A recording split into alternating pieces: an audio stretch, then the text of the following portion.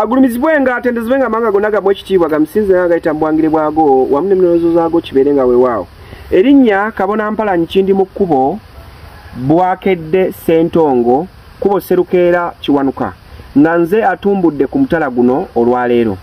Mwebale nnyo abagoberedde, mwebale nnyo abalayikinze, mwebale nnyo abasharinze oba abagabanyeeko ne munnammwe abaagadde, ate era mwebale nnyo abangoberera. Mwongere okugabana n'abo tunongere okwenunula fekka na fekka twagala obujjajjaffe nga tetunnasoosowaza kirala kyonna. Olunaku olwaleero nzize okukujjukanya ku musambwa Kazooba Ssalongo Kazooba Kanyamuhanga oyo gwenza okujjukanyako naye sigenda mugenda buziba wabula ngenda kukubuulira gwe wenna abadde ayagala okuzimba, ayagala okuvuga emmotoka, butya bw'olina okukola nawe weevugemuuko. Weewaawo omusambwa ogwo wa Ssalongo oyo Kazooba mwanattu obadde okimanyi nti ennannyini mitala. Bwe njogera ku mitala njogera ku byalo oba ebitundu byonna bye tuwangaalirako. Oyo nno yakwasibwa obuvunaanyizibwa ng'ennannyini mitala gyonna mu nsi yonna nga tonnamutegeera wattu oba oli ku bibyo. Musajja mukulu oyo Ssalongo agabulwa era ye agabulwa ku ttale, agabulwa ekita ky'omwenge n'ebirala byonna buli kijjulo ekikolwa ku mbuga mu mutwalira ettale. Ettale litandikira ekisasi ky'ennyumba ekikoma okudda yonna gy'oba oyagadde eryo nga ly'ettale. Ssalongo Kazooba ye nannyini byalo era ye nannyini mitala. Emitala gyonna gizze gibbulwa mu mannya ago nga bw'owulira giyitaba ng'era gibbulwa mu Ssalongo oyo yasiima n'agamba nti omutala ogwo gubeere bwe guti era nga tannasiima omutala ogwo tegusobola kukwata linnya eryo. Kyokka buli mutala guba gulina kye gutegeeza ku lwa Ssalongo Kazooba oyo. Okugeza ngenda kuwa omutala nkuwe omutala erinnya lyagwo wamu na kiki kitegeeza. Nja kuwa omutala gwe bayita Masaka. Nazzi kuno ku mutala ogwo Masaka waabangayo abachwezi abaalimirangayo omuwemba era ng'omuwemba mu lulimi oluchwezi oba Olunyarwanda oba olweyo bagayita amasaka. Abo nno bwe bajjanga eno okukungula omuwemba ogutwalira kabaka bagambanga nti tugenze mu Masaka oba okukungula amasaka. Awo nno we waava ekigambo Masaka. Bwe tuddako ku kibuga ky'Empala, ku kibuga wano waliwo omutala ogumu baguyita Nalukolongo. Awo nno nga we waatuukiranga ebyennyanja ebimanyikiddwa nga enkolongo era nga zaatundirwawo nnyo. Waliwo omutala nga ssaza Ddamba ery'Essingo liriko omutala ogumanyikiddwa nga Mitiiyana. Mitiiyana kirina enneebulungululo bbiri. Enneebulungululo esooka nti ku ggombolola lya Ssaabasajja kwaliko emiti gyali ena era nga abagendayo bagamba tugenda miti ena. Kyokka bwe gyamala okukula ne gitandika okuyisinganya amatabi bwe giti.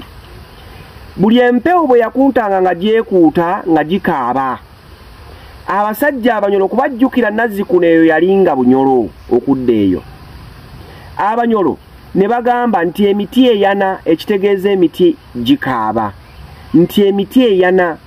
Awo nno nawo ne wafuna erinnya nti Mitiiyana. Eyo nga nvuddeyo ne tuddako ku mitala era wano ku kibuga ky'Empala nti Kampala yennyini mwalingamu ensolo ezaali zimanyikiddwa ng'empala nti tugenda eri Empala. Awo nawo neefuuka Kampala. Mwanattu baali bangi nnyo abaagendanga mu lubigi ne bajjamu ebitoogo ne bakola ebiwempe. Baabikoleranga waggulu awo ekawempe. Awo ne tufuna kawempe. Lungujja omuzungu omukyalpe we yajja kuno ng'alambula olubiri lwa Ssaabasajja Kabaka Emmengo ne bamutwala abamu ku bakozi gye baali basula. Elungujja awo waali abasajja abaali bakola mu lubiri lwa Kabaka nga gye babeera. Mwanattu omuzungu baamutuusaayo agenda alambule bano bo gye babeera. Mwanattu yagamba it's been a long journey. Oli n'agamba omuzungu agambye nti wano lungujja. Ogwo nagwo omutala ne gubeeraawo. Ne wabeerawo omutala gwe bayita Masajja. Waaliwo Ssekabaka omu teyanyumirwanga nnyo basajja bano oba abambowa okubeera nga babeera mu lubiri kubanga baali basobola okuganza abazaana be. Mwanattu olaba omusaayi omulangira bwe gwandiyingiddemu omukopi. Kale ye okwewala ekyo obudde bwe baagayagayanga nga bamaze okukola emirimu yabali yabawa omutala mulamba ng'abasajja abo kwe babeera era omutala ogwo ne guyitibwa Masajja. N'emitala emirala mingi gwe teeberezaamu omutala gw'omanyi olabe ekikolwa ekyatukira mu linnya ly'omutala ogwo omanye ddala omutala guno gwava ku ki. Kati nze wano wensinzidde bayitawo Nakasonga. Kitegeeza Kindi mu kkubo yayina ensonga era nga yagutandisa okuguyita Nakasonga. Buli eyayina ensonga n'akasonga zonna zaggweranga wano kubanga nze nsinzira Kyaggwe mu Kyaggwe era yayina wamma embuga ye yali ku mutendera gwa Kiggwa kuba we kiggwera. Kyokka Nakasonga ono yameruka mu Lutengo.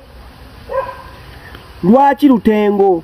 Kubanga bannyinimu bannansango abaalimu kwaliko entengotengo ezaamerako nga nnyingi nnyo era nabo bennyini baatangiranga abantu abajja okujja ku kitundu kuno nga tebabamanyi bababuzanga ebibuuzo bingi.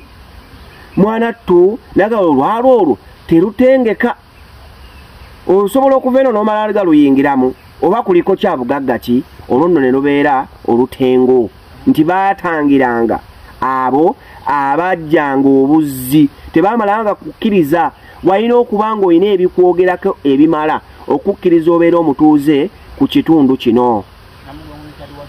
Kaakati waliwo ebyalo ebirala okugeza Namugongo nti waatwalibwangayo abantu abattibwa baatwalibwanga ewajjala waggulu wali baatambuzanga migongo olunno nga tetunatuuka na ku mulembe gw'abajulizi era bagenda okwokerawo abajulizi ng'ekyalo ekyo oba ekitundu omutala ogwo guyitibwa Namugongo nabo ne wabaawo abajulizi be baawalula obuwaluzi batambuze omugongo ng'ekyalo ekyo kyatuka naye be bajjanga eno ennantabuulirirwa mu lubiri lwa Ssekabaka Kayemba nga babatwala ewajjala okutirimbulwa we baatuukanga awo baabawalulanga buwaluzi nga batambuza migongo ng'obwato era ekyali ewajjala baatirimbulangayo butimbuzi abantu ne bagamba nti ekyali ewajjala kyali kikambwe awo ne batuumawo ekyali ewaani ekyali wajjala wa ne batuumawo Mugongo kubanga Namugongo kuba batambuzanga Namugongo n'ebyalo ebirala bingi nnyo. Weebala okugoberera ndidda nga nkuleetera emitala emirala. Weebala okwagala okulayikinga okusharinga kwe kugabana wamu n'okungoberera. Akuuma atakuumira mpeera.